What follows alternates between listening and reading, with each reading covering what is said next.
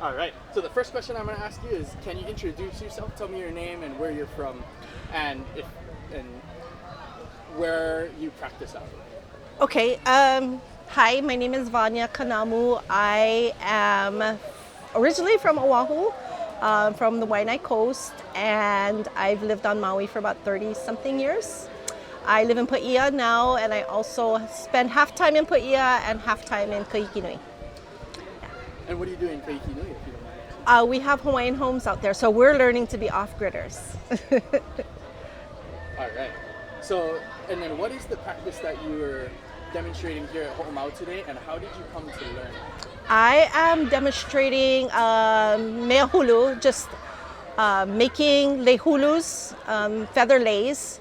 And I learned when my daughter was in Pūnana Leo 25-ish years ago, we had to make it for their graduation.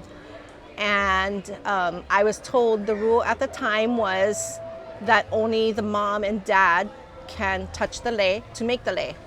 So that's when I first knew anything about Lei Hulu. I was taught by my kumu, which is kumu kamaile ke kohuna, and fell in love with it back then and have loved it ever since. Yeah, like I've literally done it since then. Yeah. And so why is Lei Hulu important to you personally, but also why do you feel that it's important to the Lahui at large to understand that this is a part of our culture, or even to practice it and to perpetuate it? I think for myself, for just falling in love with it, I don't know the why of it, but I firmly believe there was, for whatever reason, Kumu Kamaili gifted me with the gift to do it.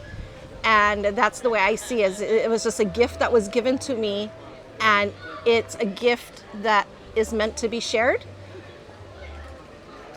Yeah, it's a gift that's meant to be shared. The reason it's important is this is part of Hawaiian culture, and if it's not perpetuated, if other generations, other people don't learn it, it could just go away, and that just freaks me out. The idea of something so important just going away, not on my watch.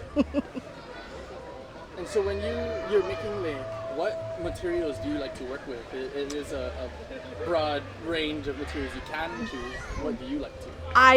My favorite lei is lei kāmoe. It's the feather lei where all the feathers are facing in, so it's the round rope looking one.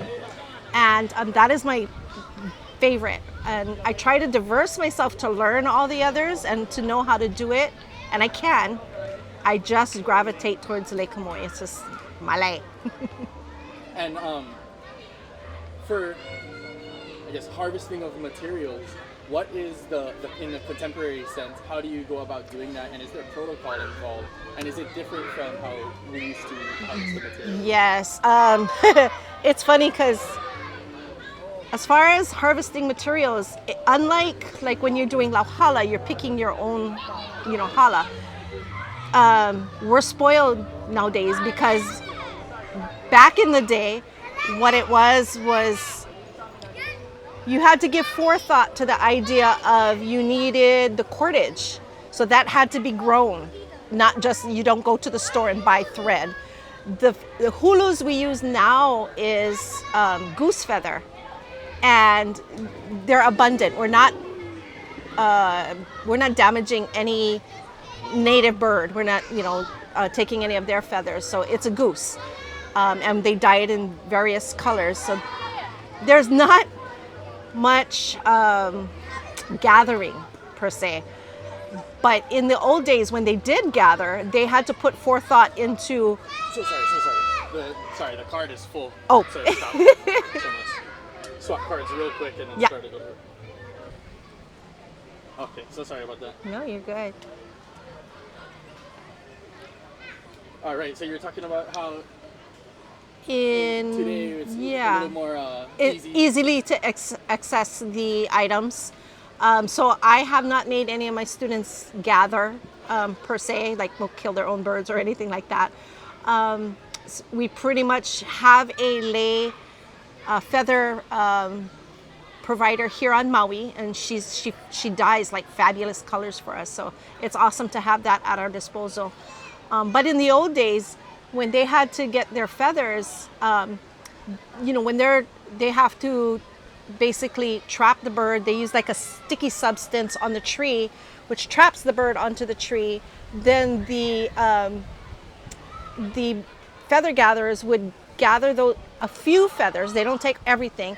Few feathers, and then they let the bird go. So you can only imagine a goose feather is like 2 times bigger than their feathers. So it took a lot of forethought, and it wasn't a quick project. Sometimes it would take years before they could finish it. So we're spoiled for sure. So in a contemporary sense, where we're really trying to reclaim our old cultural practices and really wanting to, utilize modern day tools, but also perpetuate the way our ancestors did it. So why is it important, for people who don't know, obviously we know, why is it important that we don't do things the way we used to do it when it comes to at least like harvesting feathers and things like that? Well, it's Why good is to, this new way the new way is better just because our mea Hawaii is so limited now. We don't have things at our disposal the way we used to. And what we do have, we have to malama just for the sake of perpetuating it. So I don't know if that answers that good, but it's just, we just have to protect what we have to let it flourish. All right. And then why is it important for you're teaching new generations, you're teaching people who have an interest to learn. Why is it important for you not only to practice, but to teach and to make sure that more people have the ability to do this and then even teach later on?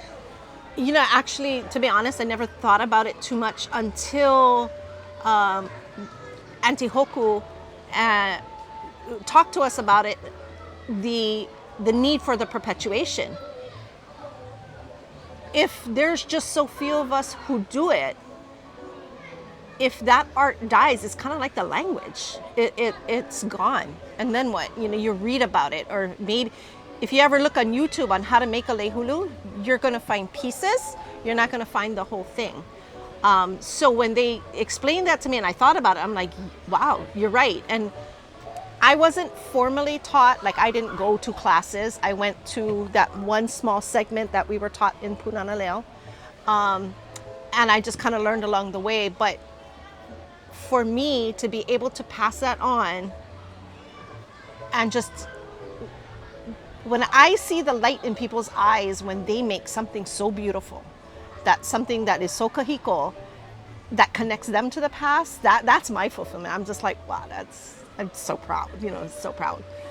But that is pretty much the why of why I do it. Yeah. And in your opinion, why is it important that we don't let it die?